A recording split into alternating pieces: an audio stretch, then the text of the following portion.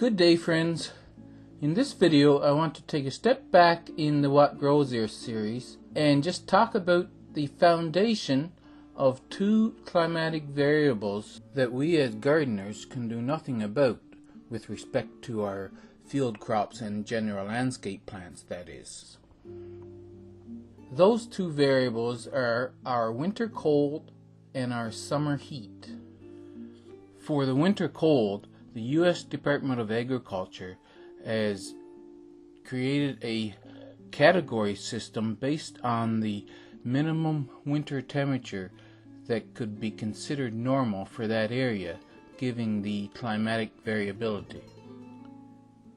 This is the most detailed map I found yet for the USDA plant hardiness zones in North America. It is color-coded with a key on the left-hand side. The zones run from 1 to 11 in increments of 10 degrees Fahrenheit. Zones 2 to 10 are subdivided into A and B categories. Zone 1 is a minimum temperature below minus 50 Fahrenheit. Zone 2 is minus 40 to minus 50. Zone 3, minus 30 to minus 40. Zone 4, minus 20 to minus 30. Zone 5, minus 10 to minus 20. Zone 6, 0 to minus 10. Zone 7, 10 to 0. Zone 8, 20 to 10. Zone 9, 30 to 20. Zone 10 rarely sees freezing temperatures at 40 to 30 Fahrenheit for the minimum temperatures, and Zone 11 rarely sees temperatures below 40 degrees Fahrenheit. Going over to my home area, I can select where I live and find that it is in this light green area. Going back to the key, the light green area is Zone 5A. Let's select the areas of some other YouTubers. Greg Otten of Maritime Gardener. He lives in this light yellow patch here, which is Zone 6A.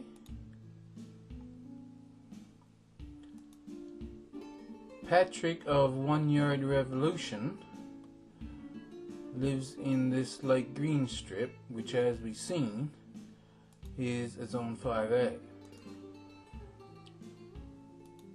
Serena from Can't Eat the Grass, they moved down near Kelowna, which puts them in this darker yellow area, Zone 6B.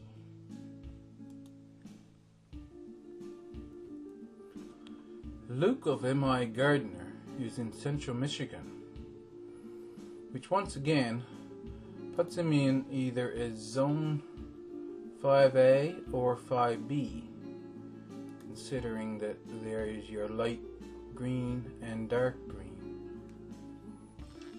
Big Mountain Ranch is up in this area. It's dark orange. On the key, dark orange is Zone 3B. Now on this map, for those of you in the US, the county borders are all drawn. The names of the counties you can't read, but if you live there, you'll be able to find your county and make note of the color. Go back to the key and find your plant hardiness zone. As we go further north, the map becomes less and less detailed. That is because there is fewer and fewer people, which translates into fewer and fewer weather stations. Davis Landscape Architects has a page where you can select the maps of plant hardiness zones for anywhere in the world. Here is England and UK, all of Europe, Russia and Kazakhstan, Japan, the Korean Peninsula, China, the Philippines and surrounding islands, India, the Arabian Peninsula and those provinces that used to be part of the USSR, Africa, North America, Central America, South America, Australia, and New Zealand. These are not quite as detailed as the other map, but by looking at my own area, I can see that it still gives me a Zone 5A, which means it's up to date. The drawback with this map is that it gives you temperatures only in Celsius, so those of you that are working in Fahrenheit will have to convert this to a Fahrenheit scale. The other thing to take note of is that the hardiness zones swing far north on both the east and west side of the continent. This is due to the ocean's moderating effect. Knowing your minimum winter temperature is important when selecting perennials. You need to know if the plant you are considering will survive winter in your area. The purple smoke bush behind this burlap is pushing the boundaries of where the plant will survive. That is the one year that I actually got some decent flowers on that bush.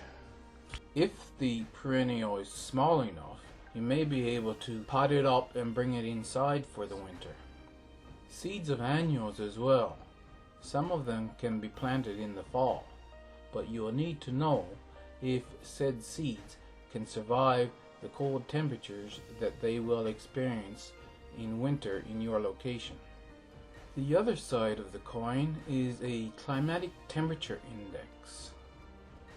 It is based on something known as growing degree days. Each type of plant has a temperature below which it will not put on new growth. Above that temperature, it begins to grow. It grows at a faster rate as temperature increases up to an optimum temperature. Beyond the optimum temperature, increase in growth rate is minimal or nil, up to a maximum tolerated temperature. Beyond the maximum tolerated temperature, the plant exhibits signs of heat stress and plant growth slows down. In between the minimum or base temperature and the maximum tolerated temperature is the usable heat for plant growth. The amount of accumulated heat over the growing season is a sum total of the GDUs received for each 24-hour period. To calculate GDUs per day, we take our maximum temperature plus our minimum temperature, divide by 2 to get our average, and then subtract the plant's base temperature. The maximum temperature for most plants is 30 degrees Celsius or less, and of course plants don't grow below 0 degrees Celsius. So the current practice is to take 30 degrees Celsius or your daily maximum, whichever is lower, and 0 degrees Celsius or your daily minimum, whichever is higher.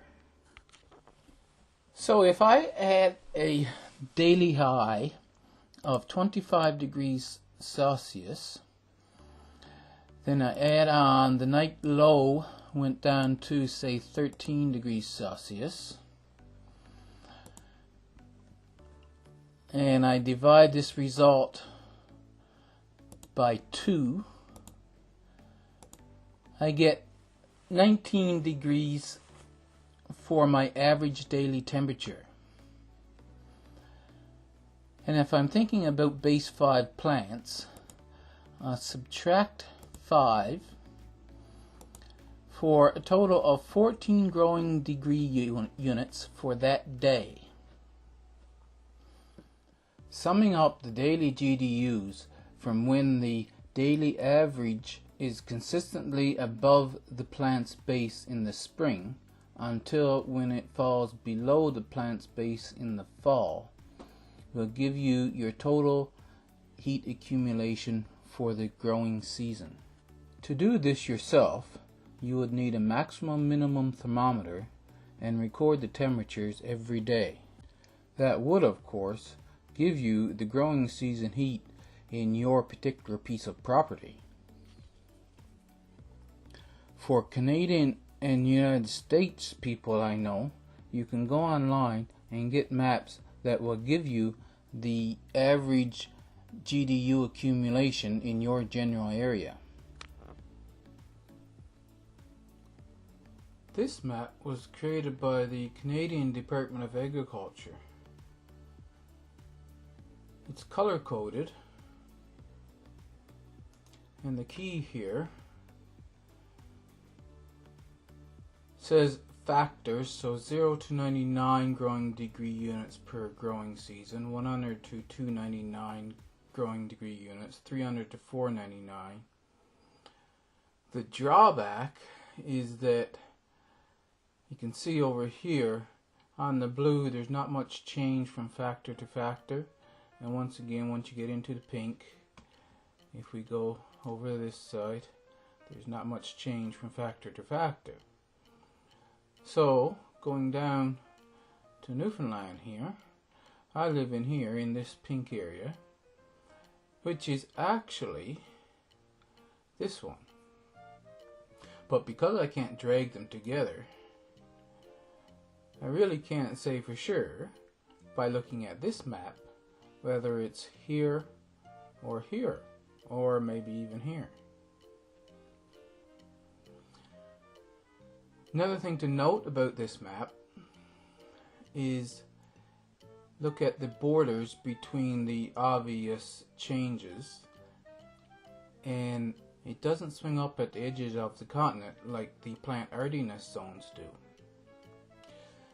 Rather, it goes across and it swings up in the center of the continent. There's the blue, and the same is true for the pinkish areas. So in Photoshop, I took this map and I put in lines for the hardiness borders so you can see them better, and then I drew in the approximate position of different lines for the GDU accumulation. Here is 200, 400, 800, 1000, 1200, 1600, and 1800. Over in Newfoundland, this circled off area here, inside gets over 1200 GDUs, outside gets less. Now here is the 1200 GDU line going across Canada. Just below this line gets the same heat accumulation as my Zone 5A. It is, however, mostly Zone 1A and 1B. In Alberta, it even goes up to Zone 0. So Zone 0 here is getting just as much summer heat as my Zone 5A. So you can see by this map, to say you live in a cold climate area because you're in Zone 5, 4, 3 is not technically correct. A better site for Canadians would be to go to this site, climatic.ca. It has quite a bit of information. Under hot weather, I can select very hot days, how many days it gets over 30 degrees Celsius. Tropical nights, the nights doesn't go below 20 degrees Celsius. Warmest maximum temperature, number of summer days, cooling degree days. Under cold weather, I've got freezing days, heating degree days, coldest minimum temperatures, your frost days, freeze-thaw cycles. Temperature, your mean temperature, maximum temperature, minimum temperature. There's your precipitation. And our growing season. So for growing season, you select the frost-free season. And select my area, my general area, which is Botwood. If I move this map over, you'll see I selected this box and it's Botwood area. It comes up on the side here. The length of the frost-free season is 131.2 days. Now we checked several other places. Let's say Southern Halifax, Annapolis Royal, that's where the Annapolis Valley is. They get 153.3 days. Over in BC, let's see if I can, I'm looking for Vernon. Right here, Vernon. Vernon area gets 106.6 days, frost-free. However, this is one of the areas that you'd want to zoom in on, and you notice you got Salmon Arm and Vernon. If I were to click on Vernon, now you get 152.1 days because Vernon is down in this valley. And same with Salmon Arm, which gets 150.3 days. So many of these blocks as subcategories, it actually does the exact city, and some of them do not. Now going back to Botwood again, I'll go down to growing season and select growing degree days base 5. It tells me over the growing season I get approximately 1,259 growing degree days. If we were to select, let's say, Medicine-Hat. Remember, Medicine-Hat was a zone 3. Zone 3A Medicine-Hat is. And it gets 1,788 growing degree units per growing season. Now let's try our warm season crops, base 10. For Medicine-Hat gets 937.5. Now this is in Celsius, so if you're watching from the United States, you take that 937.5 and multiply it by 1.8, you'll get 1,678 growing degree days in the Fahrenheit scale. If you come back to Botwood, I get 561.2. Now let's do another analyst. We'll go to hot weather and summer days. A summer day is a day when the temperature rises to at least 25 degrees Celsius. For Botwood, I've got 16.2 days. So technically, for a warm season crop, I've got 16 days to grow it. You go back to Medicine-Hat, they have 64 summer days. For those of you in the US, this is a web page put together in collaboration with the Integrated Plant Protection Center, the Oregon State University, National Plant Diagnostic Network, and the Western Region of Pest Management Center. It gives you 3 sections. When daily average is above 32 Fahrenheit, so your frost-free period. When daily average is above 41, so your cool season crops. And when daily average is above 50, which is your warm season crops. This section here, where you select the region and the map size, is only in the first 32 degree section, but it works for all three. So I select my region. I can select the full US or any of the 7 sections. And here, if I select over 1300, the map will go too big and I can't use it properly on my computer. But you can select anywhere from 150 pixels up to 2800 pixels. So I'll select 1300. And I'll go down here. This says the current year. It is the accumulated heat from January the 1st up to yesterday of the year that you're actually selecting this. So this will change depending on what time of the year you're doing it. Normals, historical averages. Now I don't know if this is from January the 1st until yesterday or is it for the full season. However, we'll stick with our 41 cool season crops and we'll click go here.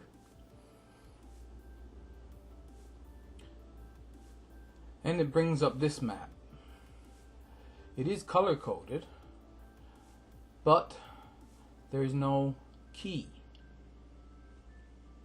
However, what you do, you click on the map, and over on the right hand side it gives you the location that you've clicked on, longitude and latitude, the amount of GDUs, so 4037 here, and this location, named location, Glad Valley. So in Glad Valley gets approximately 4037 GDUs per growing season, this being of course almost December now. You can select different areas and it'll change. See 3, 9, 12. Down here we've got over 6,000, over 8,000. Right down in the tip of Florida, it's 11,544. We'll return to the selection page here, and as I said, we could take any of 7 sections. So we go to Great Lakes, map size, keep it on 1300, and we'll go back down here again to normals on cool season crops. Now we're zoomed in on just the Great Lakes area, and if I knew where Luke of M.I. Gardner lived, I could click right on his area, but since I don't, I'll just click right here, and I've clicked on Mount Pleasant, and they get 3,879 GDUs for the growing season. And once again, the maps all work the same. You click on different areas and it'll tell you the longitude and latitude that you clicked on. It'll give you a name if there's an actual town there.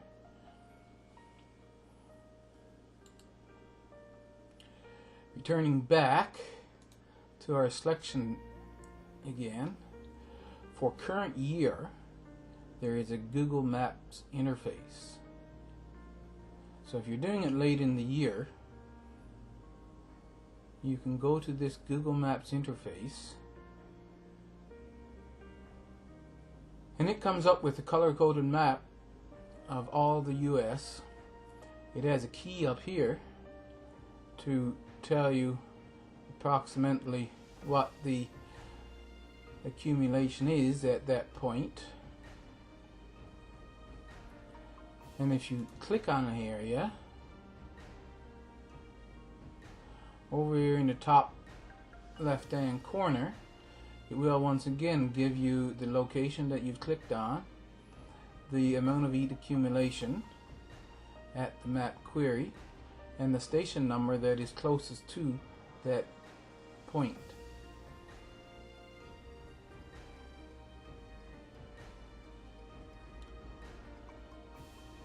This map you can zoom in on, and if you zoom in far enough, the overlay will disappear. And you can zoom right in on whatever city you're looking for. So here's Waverly. And if I lived right here, I could click on that and it will give me the location, the amount of accumulated heat, and the nearest station. If I click on the station,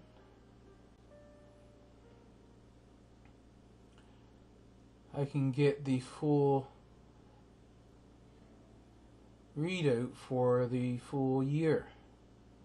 My maximum minimum temperatures. Here the amount of precipitation at the nearest station to where I clicked. That came up in a new tab, so I just close off that tab and I'm back to here. I can zoom back out now if I want till the overlay comes back and see what color is there and compare it to the key up here. So that is the video on the basics of your two climatic variables, your minimum winter cold or plant hardiness zone, and your accumulated summer heat or climatic heat index. Next week I plan to redo my What Grows Your Annuals video to talk about how this relates to selecting only those plants that will have a high possibility of performing well for you.